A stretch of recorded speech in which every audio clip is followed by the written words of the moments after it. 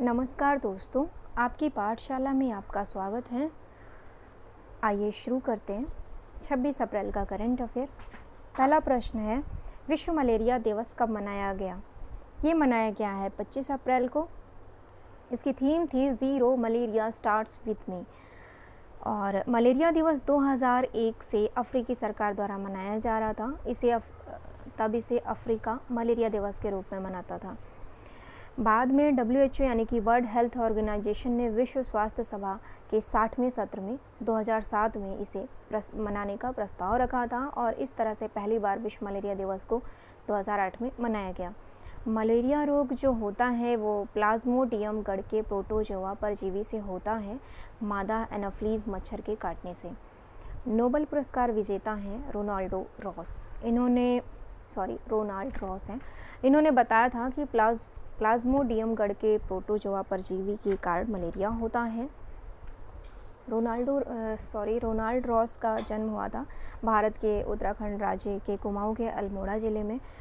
WHO की बात हो रही थी। WHO का हेडक्वार्टर है जिनेवा, स्विट्जरलैंड में। महानिदेशक हैं WHO के टेड्रोस एडहानोम। अगला प्रश्न है, क्रीम वाटसन का निधन हुआ, वो कौन थे? ये थे ऑस्ट्रेलिया के पूर्व क्रिकेटर, ऑलराउंडर थे, मध्य क्रम में बल्लेबाजी करते थे और मीडियम पेसर थे। 1966 से 1972 तक इन्होंने क्रिकेट में अपना योगदान दिया था। ऑस्ट्रेलिया की कैपिटल है कैनबेरा, PM है स्कॉट मॉरिसन और करेंसी है ऑस्ट्रेलियन डॉलर। अगला प्रश्न है, हाल ही में ई-कार्यालय ऐप किसने लॉन्च किया है?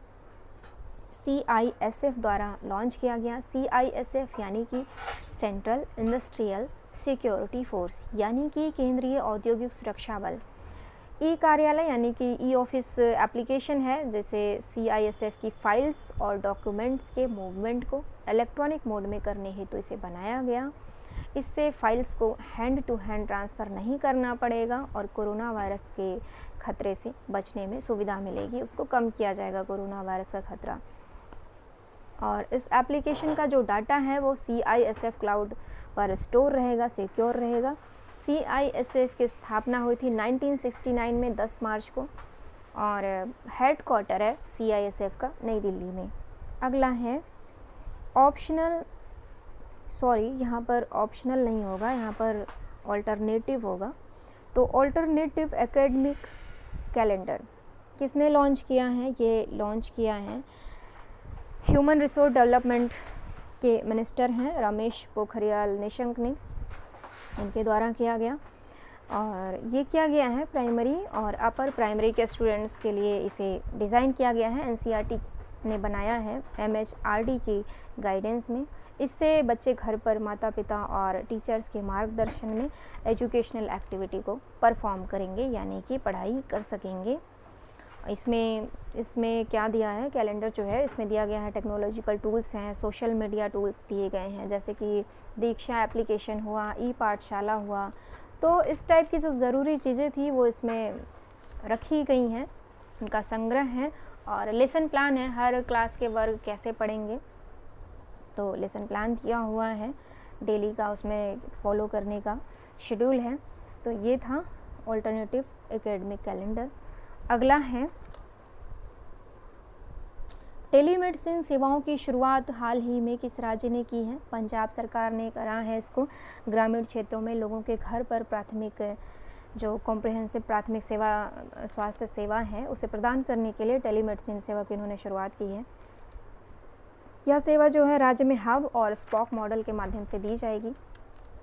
पंजाब के मुख्यमंत्री हैं कैप्टन अमरिंदर सिंह। अगला प्रश्न है, किसने कोविड-19 के मरीजों के लिए VITAL नामक वेंटिलेटर विकसित किया है? इसे बनाया है नासा ने। नासा जो कि US की स्पेस एजेंसी है। नासा यानी कि national aeronautics and space administration. तो यह हाई प्रेशर वाला वेंटिलेटर है। यहाँ पर VITAL का पूरा नाम है ventilator intervention technology accessible locally. और नासा का हेडक्वार्टर है वॉशिंगटन DC USA में। अगला प्रश्न है, वर्चुअल कोर्ट के ज़रिए सुनवाई करने वाला पहला राज्य बना है। ये पहला राज्य है उत्तर प्रदेश। जो हाई कोर्ट है, इलाहाबाद हाई कोर्ट और अन्य अदालत हैं, उसमें वीडियो कॉन्फ्रेंसिंग के माध्यम से मुकदमों की सुनवाई की जाएगी। और उत्तर प्रदेश ही वो राज्य था, अभी हाल ही में पूल टेस्टिंग की शुरुआत करने वाला पहला राज्य बना था उत्तर प्रदेश। पूल टेस्टिंग का जो मतलब है, उसका मतलब है कि जो ये कोविड-19 के मरीज़ हैं या जो नहीं हैं, उनका सैंपल लेने के लिए एक से अधिक लोगों के सैंपल का एक साथ टेस्ट किया जाएगा, तो इसे पूल टेस्टिंग कहेंगे। इसमें इसके फ़ायदे हैं, इसलिए इसे लाया जा रहा प्रयोग में। अगर जैसे एक व्यक्ति का टेस्ट किया जाता है मान लीजिए, तो 1000 उसमें लागत आती है उस एक टेस्ट में, एक सैंपल लेने में, तो उस 1000 में ही एक साथ 10 व्यक्ति के सैंपल का टेस्ट किया जाएगा। तो ये इसके फ़ायदे हैं। अभी उत्तर प्रदेश ही खाद्य संकट को समाप्त करने के लिए जियो टैगिंग का उपयोग करने वाला पहला राज्य बना था। इसकी मदद से ज़रूरतमंद लोगों तक भोजन पहुंचाया जाएगा।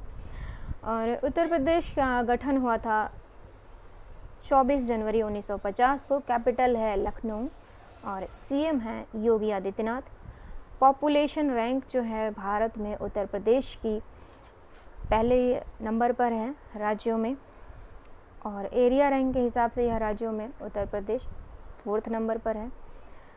अगला प्रश्न है 8वां, किस देश ने मंगल पर 2020 के अंत तक तियानवेन एक मिशन भेजने की घोषणा की है? ये चीन ने करा है। तियानवेन एक जो शब्द है, इसका मतलब होता है हेवनली क्वेश्चन या क्वेश्चंस टू हेवन। ये इसका मतलब था। 24 तारीख को चाइना ने स्पेस डे सेलिब्रेट किया। ये इसकी 50वीं एनिवर्सरी थी स्पेस डे के लिए। और चाइना की जो स्पेस एजेंसी है उसका नाम है CNSA, यानी कि चाइना नेशनल स्पेस एडमिनिस्ट्रेशन। अगला प्रश्न है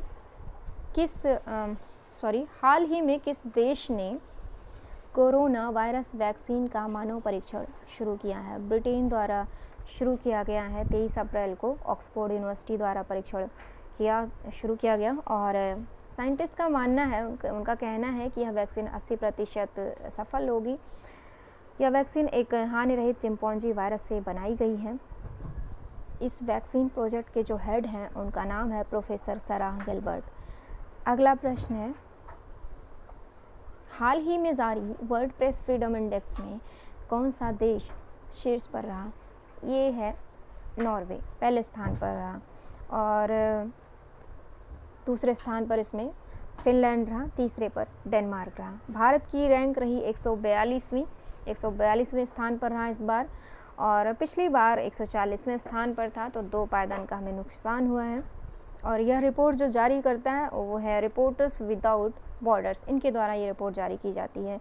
इसमें 180 देशों का आकलन किया गया, उनकी मीडिया और प्रेस की स्वतंत्रता का आकलन किया गया, तो उनमें से ये रैंक आई। जो 180 लास्ट है वो है उत्तर कोरिया, तो उत्तर कोरिया को अंतिम स्थान दिया गया इसमें। इसका हेडक्वार्टर है रिपोर्टर्स विदाउट बॉर्डर्स का पेरिस में। ये थे आज के करंट अफेयर, और PDF टेलीग्राम चैनल में मिल जाएगी। टेलीग्राम चैनल का जो लिंक है वो वीडियो के डिस्क्रिप्शन में दिया गया है। आपका बहुत बहुत धन्यवाद। नमस्कार।